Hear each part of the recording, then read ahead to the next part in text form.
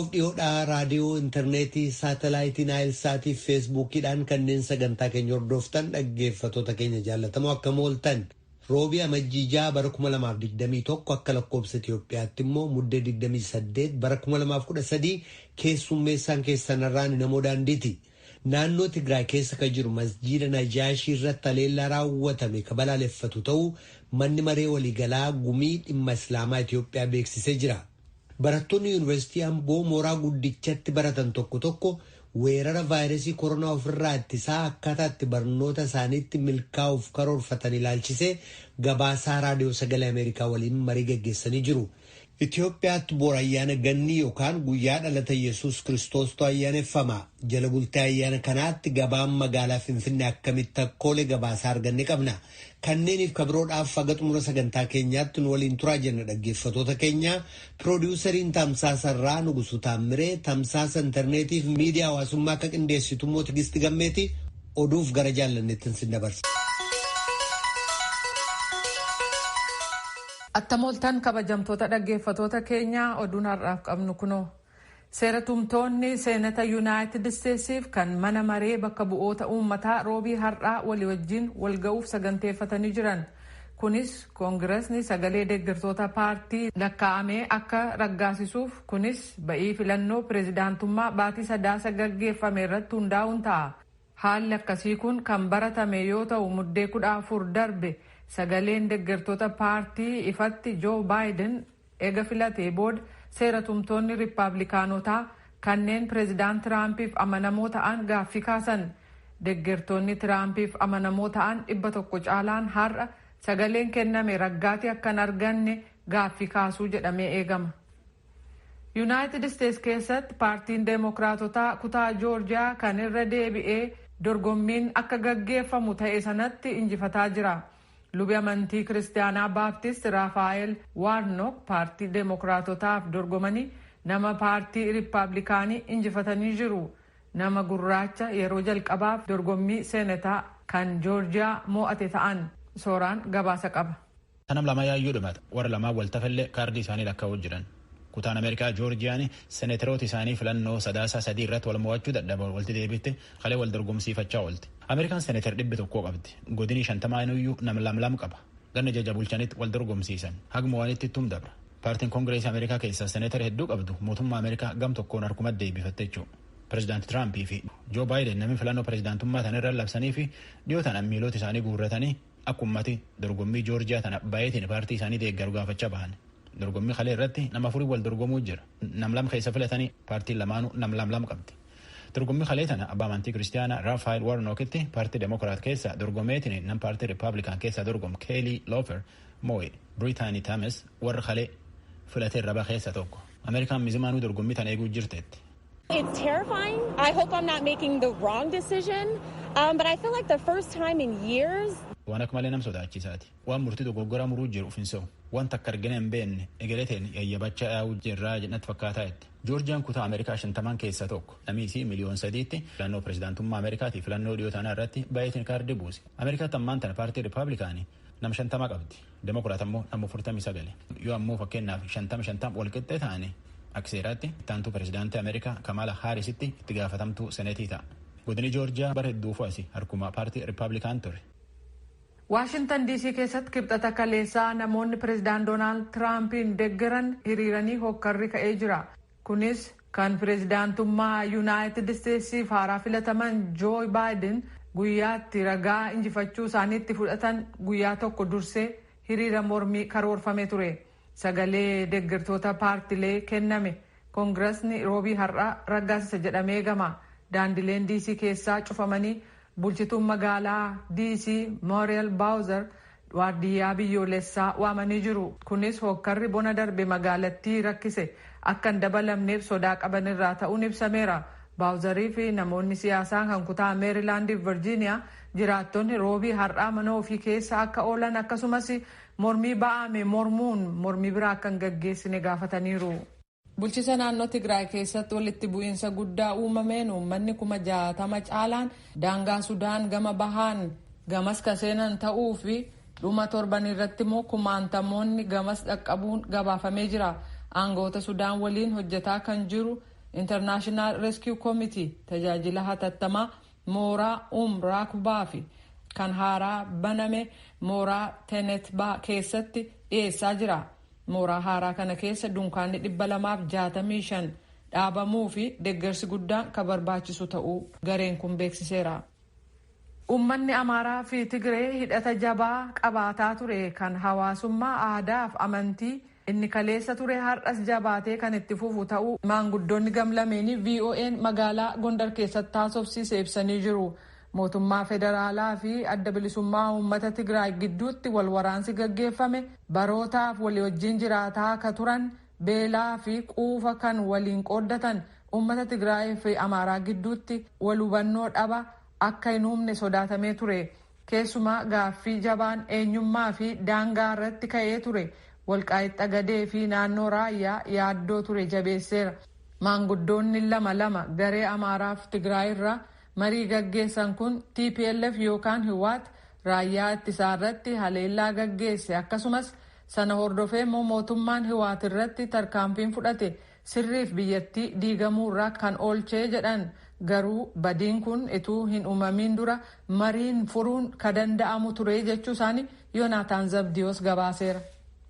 Hayyoonni addunyaa Chaayinaa seenuun weerarri dhukkuba COVID-19 eessaa akka ka'e akka qorataniif Chaayinaan jaarmiyaa fayyaa addunyaa yookaan WHO waliin marii gaggeessitu gara xumuraatti fidaa ka jirtu ta'uu beeksifteetti. Daayirekteerri waliigalaa ka jaarmiyaa fayyaa addunyaa Dr. Tedros Adhanom Jenevaa keessatti kaleessa oduu gabaastotaaf akka ibsanitti Chaayinaan garee qorattootaa kanneen hanga tokko gara Wuhaanitti maluu jalqaban bakka vaayirasichi baatii muddee bara 2019 jalqaba mul'ate seenanii akka hin ilaalle eehama dhorkuu isheen mufachuu isaanii ibsan.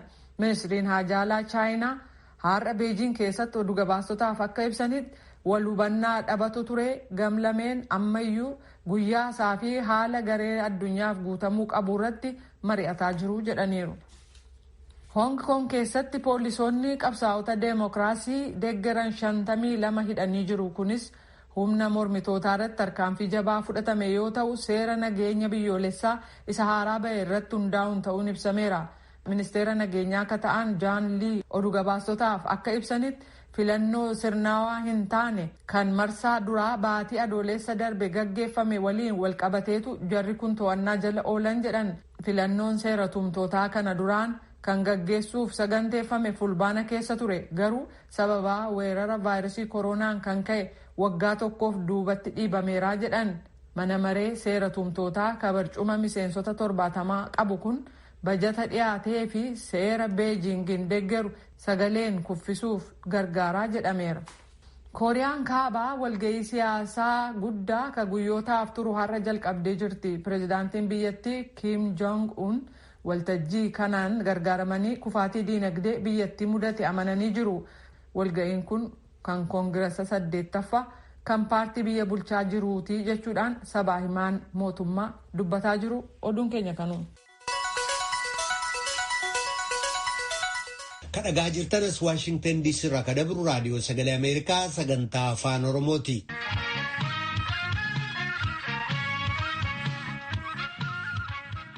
Naannoo Tigraay keessa kan jiru masjiida Najaashii irratti haleellaa raawwatame ka balaaleffatu ta'uu manni maree waliigalaa gumii dhimma Islaamaa Itoophiyaa beeksisee jira. Manni marichaa ibsaa arra baaseen mootummaan gochaa kana qulqulleeffatee kanneen yakka kana dalagan akka seeratti dhiyeessus ni gaafanna jedhee jira. Muktaar Jamaal gabaasanuuf erga qabna. Manni maree gumii dhimma Islaamaa Itoophiyaa ibsa har'a ammajjii 28 bara 2013 akka lakkoofsa Itoophiyaatitti baaseen haleellaa masgiida Najaashii naannoo Tigraay irratti argamu raawwatame balaaleffateetiin jira. Ibsa kana lama ta'anii kan kennan barreessaa ol aanaa mana marichaa Sheek Qaasim Mahammad Taajuddiinii fi miseensa koree hojii raawwachiiftuu fi hoogganaa damee dhimma hajjii fi umraa kan ta'an Dr. Jeelaan Galataati. Ibsa mana maree gumii dhimma Islaamaa Itoophiyaa barreeffamaan dhihaate kanarratti haleellaan masgiidaa fi awwaalcha mootii Najjaashii irratti taasifame kan akkaan nu gaddisiise jedhanii jiru. Najjaashiin nama haqaa fi dhugaadhaaf dhaabbate, nama mirga baqattootaa kabaju, nama malaammaltummaa fi kachachala jibbuu fi walqixxummaa amantaatti amanu ta'uusaa kan kaase ibsi kuni seenaa nama kanaarratti haleellaa taasisuun kan balaaleffatamu jedhan. Miseensi koree hojii raawwachiiftuu fi hoogganaan damee dhimma hajjii fi umraa mana maree gumii dhimma Islaamaa Itoophiyaa Dr. Jeelaan Galataa. Rakkoon guddaan masjida Najaashii irratti gahee ka qabrii isaa irratti gahee nu gaddisiisee jira. Akka majlisaatitti nu gaddisiisee jira. Gaddinee jirra. Ummanni muslimaa cuftii bakka jirutti gaddee jira. Bootaan amantaa hin eeggama, hin kabajamaa. Rakkoon yeroo lolaallee odoo ta'uu eeggamuu qabaa. Rakkoon kun ka argame nu gaddisiisee jira, gaddee jira. Majlisni Islaamaa ummata muslimaa waliin akkuma isaan dhagahanii gaddan nullee gaddinee jirra. Aalamni dhagaheellee gaddee jira. Kanaaf dhiifama gaafanna ummata muslimaa hin turre waan kana beeksisuun kenna hin ture. Eega argame wanni kun bubbulee jira. Yeroodhaan silaa beeksisuu ka qabnu hin bubbulee. Kanas dhiifama ummata muslimaa hin gaafanne. Ibsi kun akka kaasetti haleellaa masgidaa fi awwaalcha mootii Najjaashii irratti dhaqqabeen dabalatattillee qabeenyonni galmeeleen garaagaraa saamamaniitiin jiru jedha. Waan ta'e jedhame kanaaf qaama itti gaafatamummaa fudhatu abalu jedhaniitiin maqaa waaman garuu hin qaban. Taatee hamaa hambaa lammiilee Itoophiyaatii fi addunyaa irratti raawwate kana mootummaan yeroo gabaabaa keessatti qulqulleesseetiin akka ifoomsullee waamicha dhiheessan Dr. Jeelaan. Majlisni hin balaaleffataa waan argame kana hin balaaleffata. Wanni kun yeroo gabaabaa keessatti karaa mootummaatiin qulqullaa'ee na warri waan kana dalageetiin hin jedhe akka mana murtiititti dhiyeeffaman hin gaafata. Majlisni kenna hin gaafata akka warri sun mana murtiititti dhiyeeffaman deebi'amee ammoo miidhamni masjida irra gahe ka qabrii irra gahe qabrii warra achi jiruu mararra ka gaheetiin jedhe suni akka yoo duraatitti deebifamee akka ijaaramullee hin gaafanna. Majlisni waan kana duuka bu'ee ummata muslimaatii waan qulqullaa'eetiin hin jedhe informeeshinii dhugaa hin dhiyeessaa. Waan haga yoonaa turreefis dhiifama ummata muslimaa hin gaafataa. Haleellaan masgiida Najaashii irratti dhaqqabe jedhamu kun bubbuluu isaa kan himamu yoo ta'u gumiin dhimma Islaamaa Itoophiyaatii fi mootummaalleen dhimma kana yeroo dheeraadhaaf dubbachuurraa of qusachaatiin turanii jiru.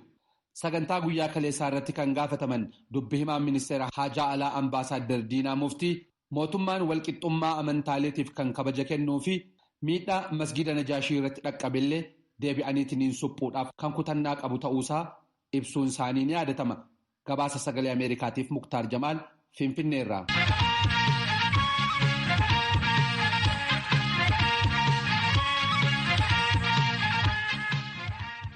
Kadhagaa jirtan as Waashingten DC irraa kadabru raadiyoo sagalee Ameerikaa sagantaa afaan Oromooti.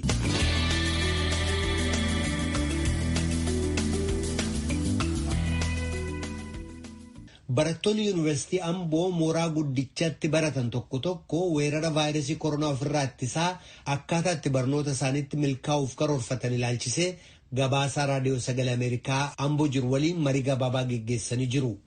Waa'ee weerara COVID-19 ammallee barattoonni yuunivarsiitii hubannoo fooyya'aa hin qabne akka jiranii fi dhibeedhumti kunuu hin jiru jedhanii akka yaadan eeranii barattoonni yuunivarsiitichaa fayyaa ofiif dursa kennaa barnoota barachuun akka irraa eegamu hubachiisan.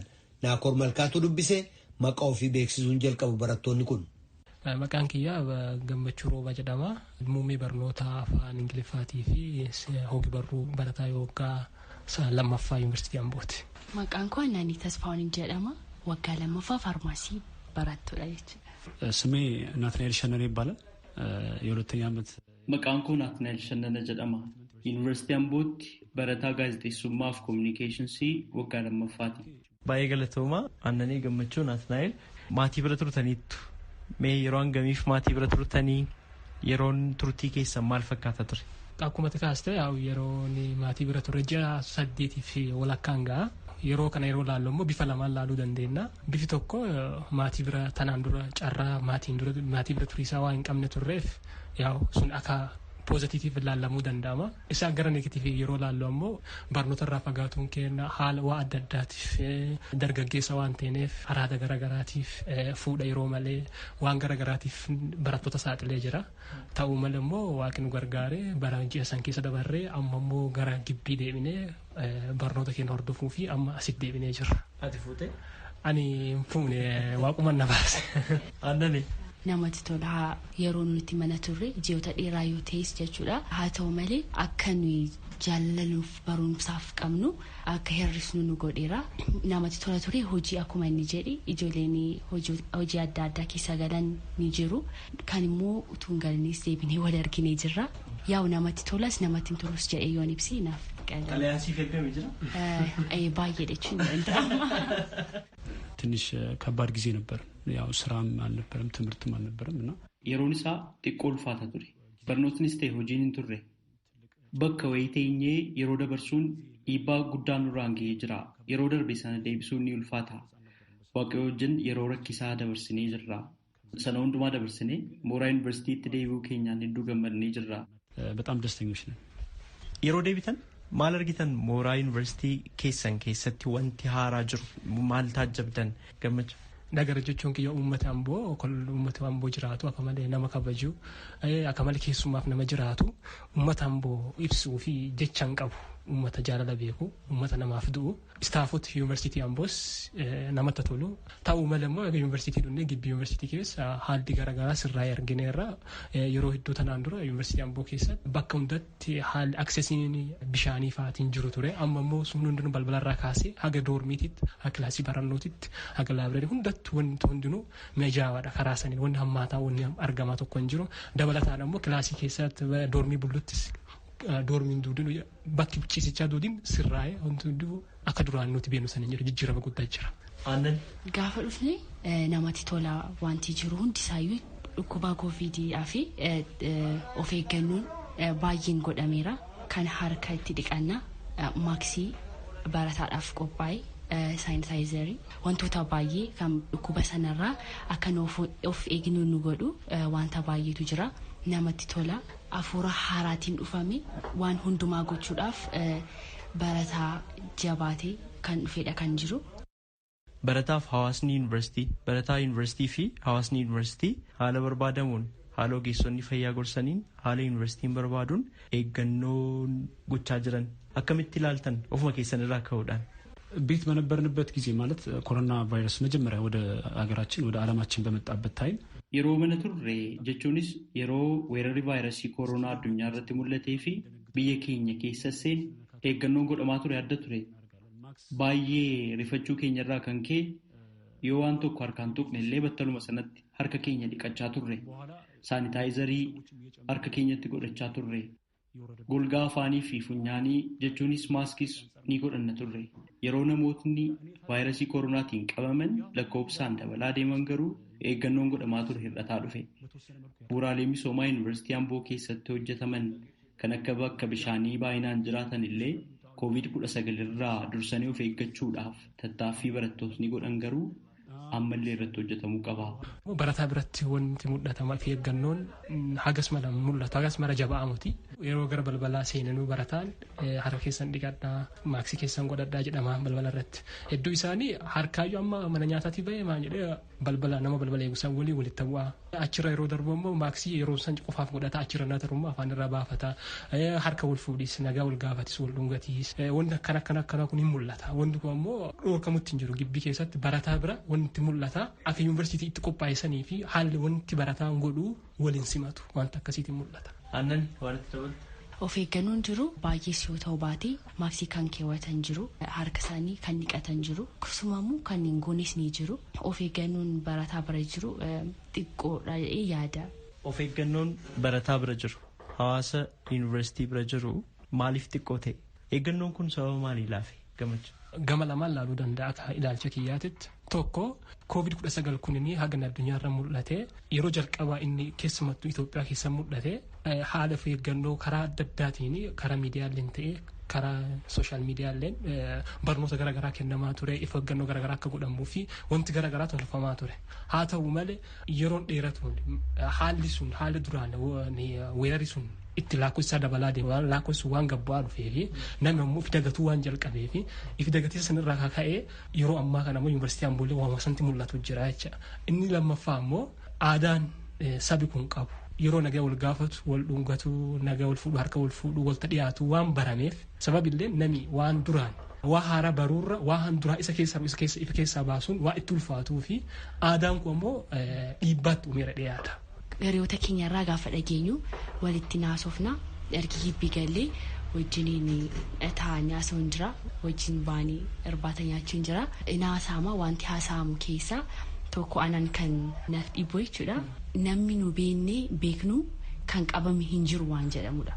Fakkeenyaaf gama kutiin gaafan sitti himu gara firaa kootii ta'uu danda'a gwaddinii tokko ta'uu danda'a amma ammaatti nama dhukkuba kanaan saaxilamee hin argine yaada akkasiitu jira jechuudha sii galee amma nurraan geenyetti amma nu dhadhabu jechuudha shakkii jira jechuudha barataa bira. Waan kana kamittiin hambisuun danda'ama aannan itti fufi. Tokkoffaa kan hin jedhe yaadu dhukkuba kanaan namoonni saaxilamanii hospitaalatti rakkachaa jiran jiru isaan fakkeenya guddaa nu ta'uu qabu jechuudha. Dirqama namni qabamee jiru maatii keenya yookiin gwaddinoota keenya ta'uun qabanii namni namaaf gaafataatu immoo namaaf gadduu danda'u qabda. Kanaafiyyuu nama qabamee rakkachaa jiru miidiyaa adda addaatti ilaalaa jirra waan dhugaa ta'edha soba miti kun waan sanarraa ijoolleen amanuu danda'u qabu biyya keenyaafis nuufis maatii keenyaafis waan kana amanii of eeggachuu qabna dhiyaadda.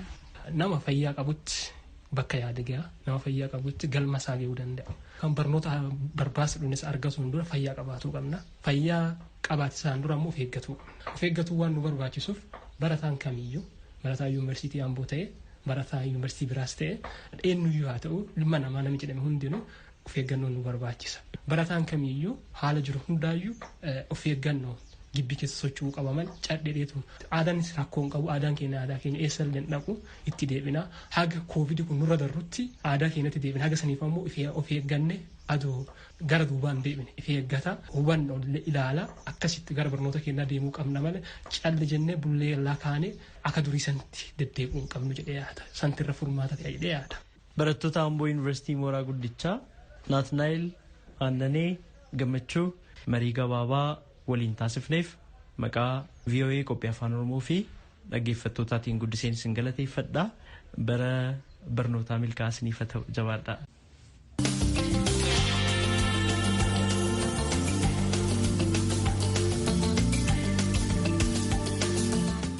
Kun raadiyoo sagalee Ameerikaa sagantaa afaan Oromootti dhaggeeffattoota keenyaa qophii itti aanutti ceena. Itoophiyaatti boora ayyaana ganni yookaan guyyaa dhalata Yesuus Kiristoostu ayyaaneffama. Jala bultee ayyaana kanaatti gabaan magaalaa Finfinnee akkamitti akka oole gabaasaa argannee jirra. Kabakkawwan gabaa tokko tokko deddeemtee daawwatte gabaastuun VOA Tsaadaamxoo gatiin mi'a tokko tokko ol ka'u kaan immoo gad bu'u namoonni gabaa ba'an natti himan jetti. Of eeggannoon COVID-19 garuu dagatamee jira jechuu isaaniillee gabaastee jirti Tsaaye. Kunooti.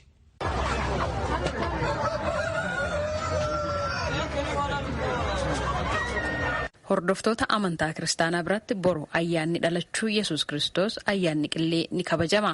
Kabaja ayyaana kanaa ilaalchisuudhaan raadiyoon sagalee Ameerikaa magaalaa Finfinneetti giddugala gabaa fi bakka dhaabbii qotiyyoo hoolaa re'eef lukkuurra deemuudhaan namoota bitanii fi gurguran haasofsiiseera.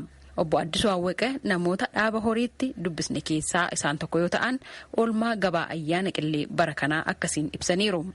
Egaa ayyaanni qillee barana kun baay'ee gaariidha. Horii hammatiin tokko bitaa jirra. Anis horii naannoo 10 takkaan bitiin ture.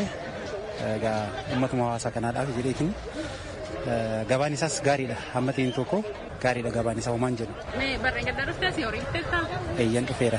Gatiin isaanii maal fakkaata? Fakkeenyaaf qotiyyoon giddu galeessi hangam baasa? Guddaan isaa hangam baasa? Baranoo maal garaagarummaa isaan qaban? Egaa anis kaleessan dhufeen ture gabauma kana keessa laaluudhaaf gatiin qotiyyoon tokko hamma 30tti jedhamaa jira. Gatii sanaan gurguramaa jiru garuu qotiyyoon giddu galeessiin isaa hamma 20 gurguramaa jira. Inni guddaan hamma 25tti gurguramaa jira. Gaariidha gabaan isaa. Bara darbee bara darbee keessatti naannoo 18-15 inuma jira. Hammatiin tokko ol dabalaa deema. Gatiin illee gadhiin hir'isaan deemu hammatiin tokko ol dabalus hammatiin giddu galeessadha. Adde Ma'aazaan ammoo giddugala kuduraa fi muduraatti qullubbii bitachaa turan. Amma kanan jiru naannoo giddugala kuduraa fi muduraati. Qullubbii bituun dhufe. Qullubbiin gatiinsaa gaariidha. ኪሎግራም tokko qarshii 12dha. ሽንኩርት ላይ ነው። ሽንኩርት ደህና ነው፣ ምንም አይልም። 12 ብር ነው ያለኝ። Obbo Alamaayyuu Habtaamuu daldalaa re'ee fi hoolaati. Re'een barana gatiinsa gabaan qorraadha. Isa bara darbeetirra kan baranaa gadi bu'aadha. Bara gaddaa haga 200 akkas galchine amma 100 akkasi sunuyyuu gurguramne akkuma laaltan kana 45 guddaa isaa haga 65 giddu galeessi bara dabre haga 55 ture guddaan haga 85 illee gurguramee ture. Aadde Gannat Bayyane namoota re'ee bituudhaaf naannoo dhaaba hoolaaf re'ee gaarmentii turan keessaa isaan tokko yoo ta'an gatiin re'een ittiin bitamaa jiru gaariidha jechuudhaan haala gabaanarraa itti oole ibsaniiru. Naannoo gaarmentiitti gabaan yeroodhaa gara yerootti babal'achaa jira. Duraan hoolaa qofaatu as jira ture. Amma garuu re'oonnis ni jiru. Sanuu re'oota gurguddoo fi gatiin isaanii gaarii ta'an re'een guddaadha jedhame qarshii 5,000 hanga 6,000tti bitamaa jira. ትልልቆቹ ራሱ ዋጋቸው ጥሩ ነው፣ ደህና ነው። ፍየል 5,000 6,000 ትልልቁ ጥሩ ትልቅ የተባለውን በጣም ትልቅ 6,000 5 ገዛ።